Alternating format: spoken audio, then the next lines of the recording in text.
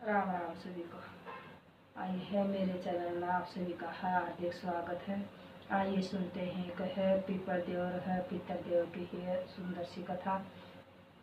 अच्छी लगे तो कमेंट करके जरूर बताया करो भाई कैसी लगी। एक समय की बात है एक गांव में है एक है बोला नाम का किसान रहता था। उसकी पत्नी का नाम है कमला था।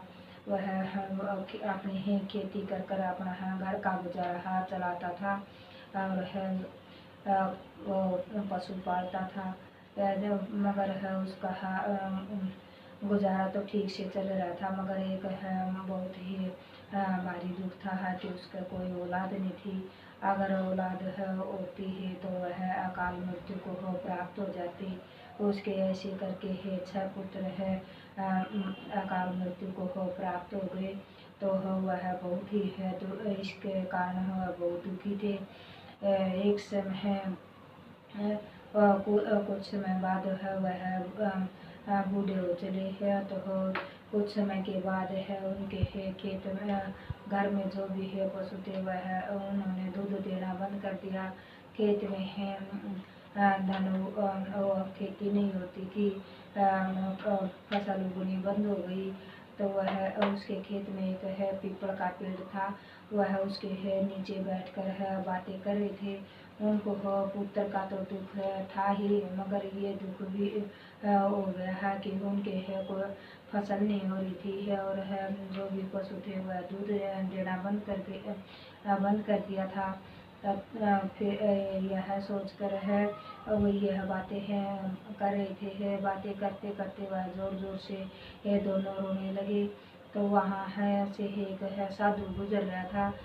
तो साधु ने है सोचा कभी ऐसा क्या हो गया है दोनों औरत और आदमी है दोनों एक साथ रो रहे हैं, ऐसा क्या हुआ है। वह यह सोचकर है उन दोनों के पास आया और है पूछा भाई है वह किसान है उस साधु को देख कर है खड़े हो गया और है दोनों ने है हाथ जोड़कर नमस्कार किए। तो साधु बोला वही है तुम्हें क्या हो गया है, तुम इतने जोर जोर से क्यों रो रही थी। तो फिर है रामू ने है उस साधु को सारी बातें बताई और है अपना सारा दुख सुनाया। साधु बोला कि तुम चिंता मत करो कि है यह पीपल का पेड़ ही तुम्हारे है दुख का निवारण करेगा। यह पीपल का पेड़ ही तुम्हारे दुख दूर करेगा। यह रविवार को छोड़कर हर दिन है इसमें है दूध और जल दूध और है तेल डालकर इसमें है पानी डालना। शाम के समय है इसके है पीपल के नीचे है तेल का दिया लगाना। रविवार को हो यह पानी है आप सूर्य भगवान को दे देना। तो इससे है तुम्हारे सभी कष्ट दूर हो जाएंगे। यह जैसे है यह कहकर है साधु वहाँ से चला गया। जैसे साधु ने कहा था वह हर रोज है पीपल में है जल डालने लगे। दूध जल और है तेल मिलाकर है पीपल में डालते। शाम के समय पीपल में है तेल का दिया लगाते। ऐसे ही है करते करते उसका उनका पीपल हरा भरा हो गया है जो कि है पहले सूख चुका था।